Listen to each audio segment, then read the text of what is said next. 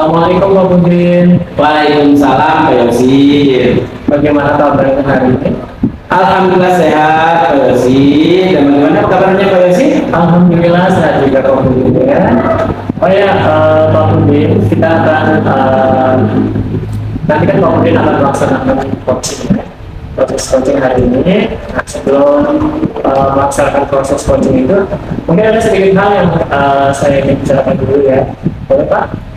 Boleh Pak Yosi, silakan Pak Yosi. Oke, nanti saat coaching antara coach dan juga coaching itu saya akan amati ya, dan saya akan nilai sesuai dengan topik penilaian coaching seperti apakah sudah sesuai dengan alur atau belum.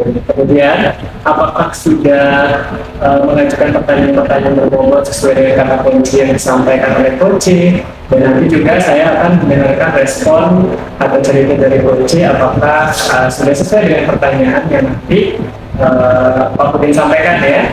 Jangan lupa ya Pak, itu harus disesuaikan juga dengan prinsip coaching, diantaranya dari kemitraan, ada proses kreatif, dan juga memaksimalkan potensi. Mungkin sebelum melakukan proses observasi ini mungkin ada sedikit yang ingin saya tanyakan, boleh Pak? Silakan Pak Yosi. Baik, pertanyaan pertama Pak ya, kompetensi apa yang ingin Bapak kembangkan dalam proses coaching? Dalam hal ini kompetensi yang ingin saya kembangkan dalam proses coaching kali ini yaitu pastinya tentang kompetensi inti coachingnya Pak ya.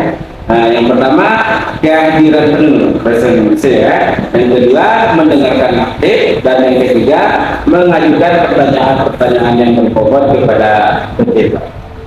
Baik, jadi Pak Budin ingin mengembangkan 3 kompetensi ya. Ya. Itu adalah kehadiran penuh, mendengarkan aktif, dan yang ketiga mengajukan pertanyaan-pertanyaan berbobot. Nah, di antara ketiganya ini Pak, kira-kira mana kompetensi yang spesifik yang ingin dikembangkan? Kompetensi yang spesifik yang akan saya kembangkan nanti yaitu mendengarkan aktif ya Pak. Yang kedua kemudian mengajukan pertanyaan yang berbobot. Baik, ada 2 ya. Ada 2 potensi spesifik yang ingin dikembangkan, itu dengan aktif dan juga menentukan pertanyaan berbobot. Nah, kira-kira nih Pak, indikator tercapaian dan tujuan pengembangan seperti apa yang Bapak inginkan? Indikator yang ingin saya dapatkan dari coaching yang akan saya lakukan adalah saya ingin coaching itu mendapatkan atau menemukan solusinya ya, masalah sendiri. Dengan proses coaching mengetahui cara atau langkah-langkah menyelesaikan masalahnya. Baik, ini Bapak, indikator tercapaian itu adalah pada saat coaching mampu menemukan sendiri solusi permasalahannya ya Pak ya. Baik, Pak Budin, terima kasih atas jawaban-jawabannya. Silakan Bapak melaksanakan proses coachingnya bersama coaching dengan sebaik-baiknya. Nanti setelah proses coaching selesai, kita ngobrol lagi ya Pak.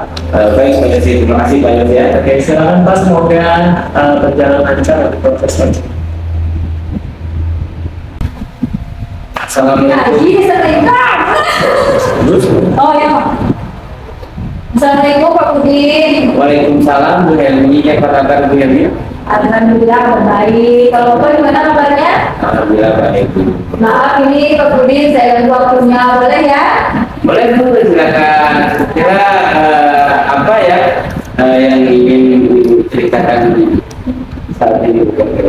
Begini Pak, ini ada beberapa permasalahan yang saya alami di kelas saya punya. Karena saya sebagai guru kelas 1, saya memiliki permasalahan di sekolah saya itu anak-anak murid itu kurang fokus dalam memperhatikan saya saat mengajar seperti itu Pak. Dan mungkin barangkali saya berdiskusi dengan Bapak, mungkin saya bisa menemukan solusi saya. Ya, baik ya.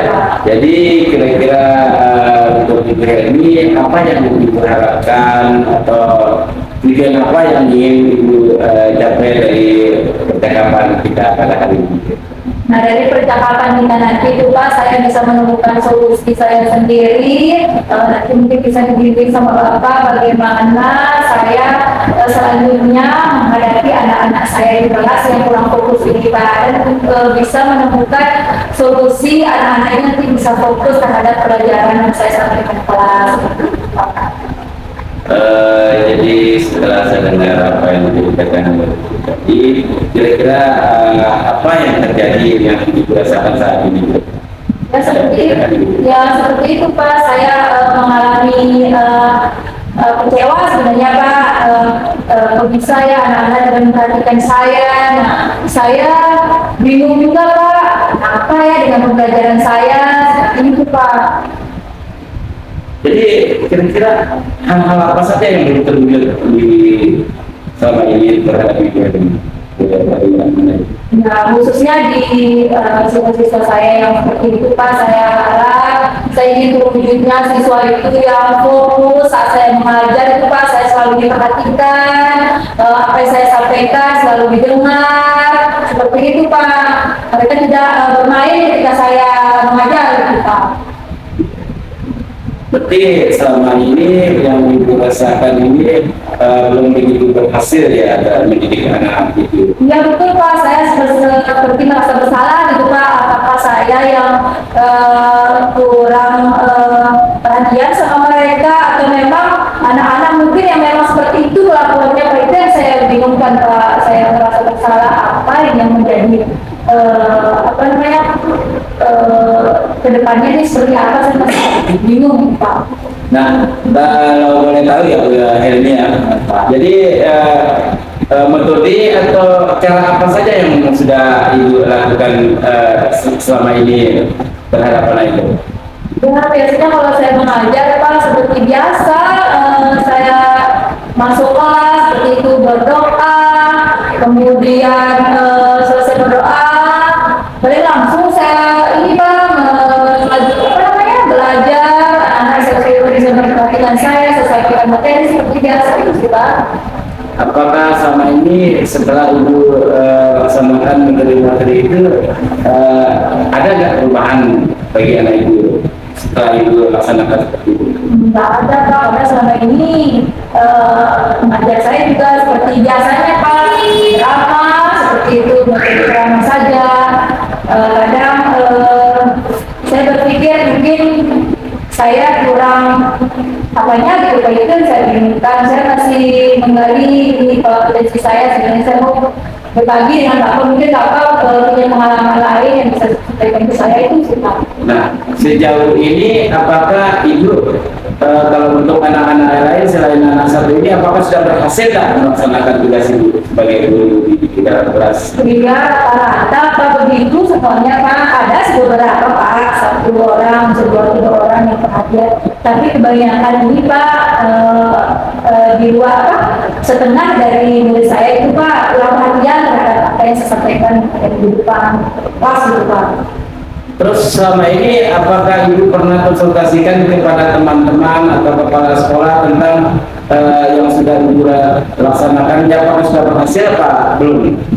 Kenapa? Menurut saya itu belum Pak, karena dia seharusnya sih saya melakukan kolaborasi dengan teman saya, dengan apalagi dulu kelas 1 di sekolah saya kan ada 2, tapi saya bisa berkolaborasi, mungkin ada hal-hal yang sudah baik dilakukan oleh rekan saya, mungkin yang bisa saya adopsi bagaimana pembelajaran saya selanjutnya di kelas, mungkin seperti itu. Terus kemudian saya bisa mungkin berkonsultasi dengan kepala sekolah, berkolaborasi dengan teman sejawat juga, mungkin saya lebih ini Pak meningkatkan lagi mungkin cara mengajar saya, mungkin lebih menarik lagi, mungkin seperti saya melakukan ice breaking atau perjalanan seperti sambil bernyanyi, begitu kan anak kelas 1 kan Pak ya, biasanya rupanya saya belajar sambil bermain. Nah kemudian selanjutnya mungkin saya bisa ini Pak menciptakan media-media pembelajaran yang menarik, mungkin seperti itu Pak. Baik Bu, jadi dari beberapa cerita yang ibu sampaikan tadi, nah kira-kira boleh saya bertanya sedikit lagi Mbak? Boleh. Nah, tadi kan sudah saya dengar dari cerita ibu sudah melibatkan teman-teman sejawat ya, kepala sekolah.